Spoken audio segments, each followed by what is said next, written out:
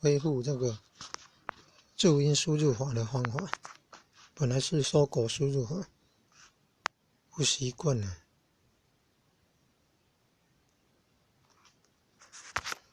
去桌面按齿轮状的图那个设定，齿轮状的图那个设定，去找到语言输入，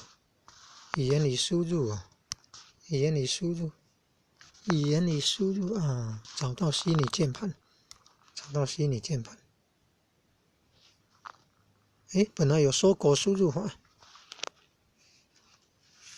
按管理键盘，按管理键盘就可以又要再加入搜狗输入法向右。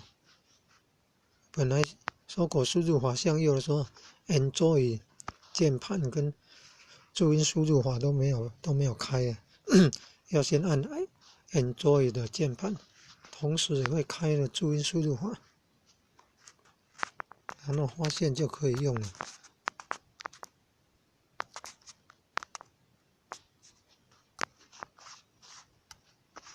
你看，按下去就有看